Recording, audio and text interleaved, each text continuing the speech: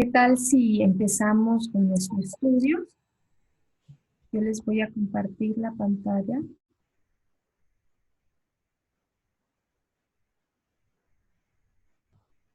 Estamos en segunda de Crónicas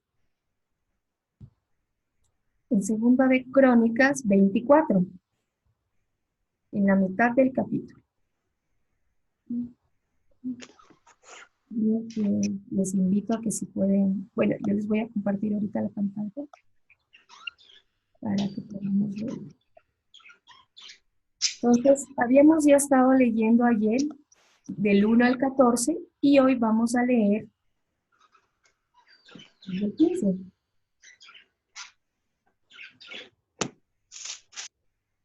¿Qué dice? Bueno, voy a un poquito. Mientras Yodada vivía, continuamente se sacrificaban holocaustos en el templo del Señor. Pero Yodada envejeció y murió, siendo ya un anciano de 130 años. Fue sepultado junto con los reyes en la ciudad de David, pues se tomó en cuenta el bien que había hecho por Israel y para Dios y su templo. A la muerte de Yodadam, los jefes de Judá se presentaron ante el rey y le juraron obediencia y el rey los atendió. Pero descuidaron el templo del Señor, el Dios de sus padres, y rindieron culto a los símbolos de acera y a las imágenes esculpidas. Así que por este pecado la ira de Dios vino sobre Judá y Jerusalén.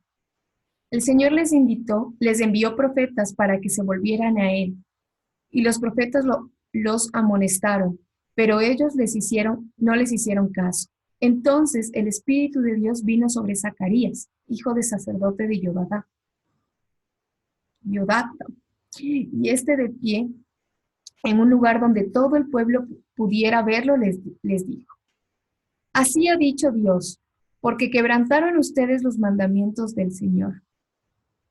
Eso les va a costar caro. Por haberse apartado del Señor, Él también se apartará de ustedes. Pero ellos conspiraron contra él, y por órdenes del rey lo apedrearon en el patio del templo y lo mataron. Fue así como el rey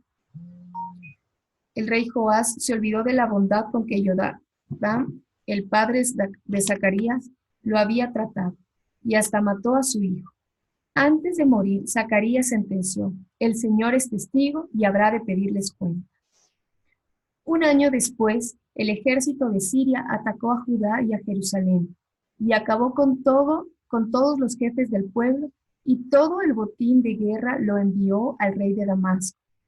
En realidad, el ejército de Siria había venido con muy poca gente, pero el Señor puso en sus manos al poderoso ejército de Joás, porque éste se apartó del Señor, el Dios de sus padres.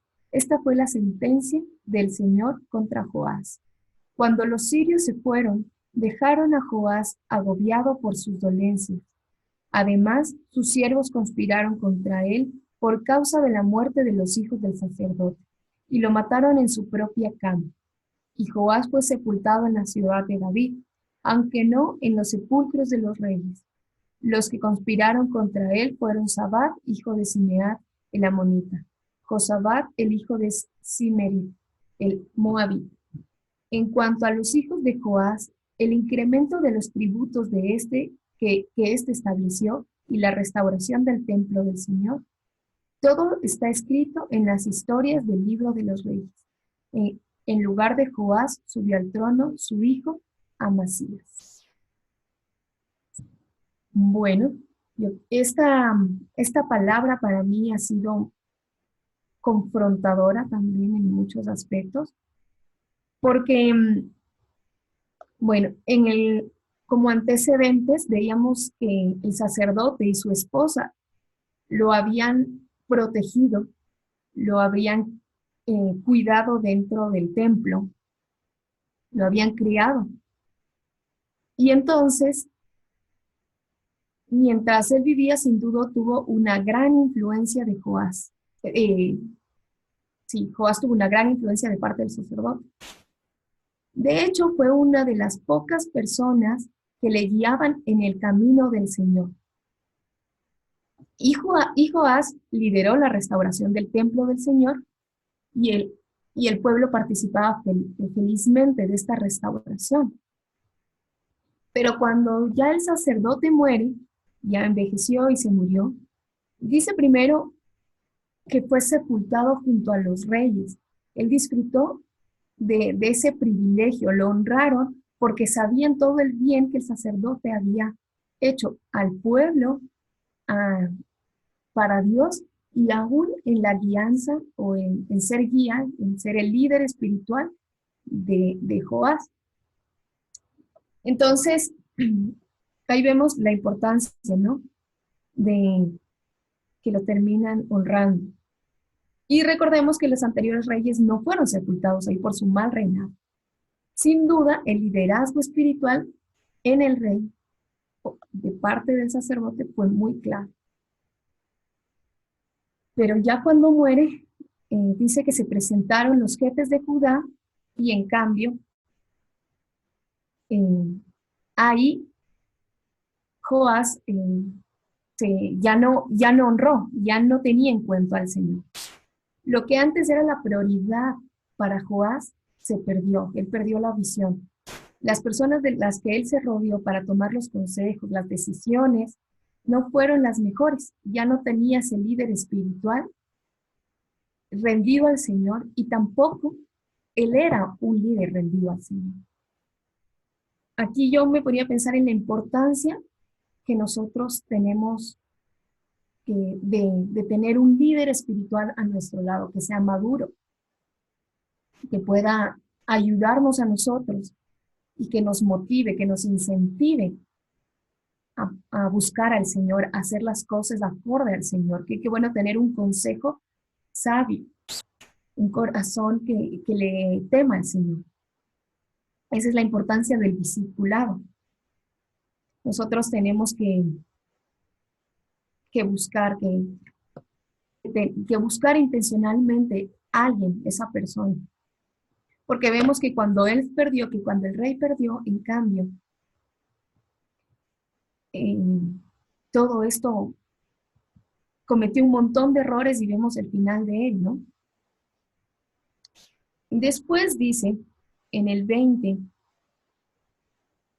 que, que Dios, entonces el Espíritu del Señor vino sobre Zacarías, el hijo del sacerdote, y en pie les dijo, ¿no? Que por qué se habían alejado del Señor, por qué votaron, por qué quebrantaron los mandamientos. Pues ahí Dios en su misericordia los estaba llamando, puso personas que los exhortaran, líderes que Dios había levantado para volver, para llamar al pueblo, pero sobre todo para llamar el corazón del rey. Y a veces esos líderes espirituales no siempre nos van a decir lo que nosotros queremos escuchar, no siempre nos van a aplaudir nuestras acciones, sino que nos van a exhortar como aquí lo estaba haciendo. Como Zacarías les estaba diciendo, ¿por qué quebrantan los mandamientos del Señor? Y lo gritó y se puso en el lugar más alto para que lo pudieran escuchar. Tomar en cuenta eso, ¿no? Que nuestros líderes espirituales no siempre nos van a decir, nos van a mostrar, nos van a corregir, y esas correcciones nos van a mostrar aún el amor de Dios y nos van a advertir de las terribles consecuencias de nuestra necedad, de nuestro pecado. Pero nosotros tenemos que estar dispuestos. ¿Sí? Y entonces, ¿pero qué hizo Joás? En cambio de estar dispuesto, sino más bien lo terrible que puede ser la necedad nuestra y el orgullo. Antes él había liderado la construcción del templo.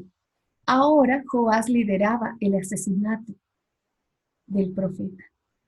Así puede ser nuestro corazón cuando no estamos realmente afirmados en el Señor, cuando no estamos constantemente buscando, cuando no andamos con cuidado, con temor del Señor, de todo el tiempo estar restaurando nuestra relación, de estar escuchando su voz, sino que nuestro corazón puede ser muy engañoso. Y por eso es la importancia. Además, había olvidado que a su líder espiritual y la bondad de parte de él.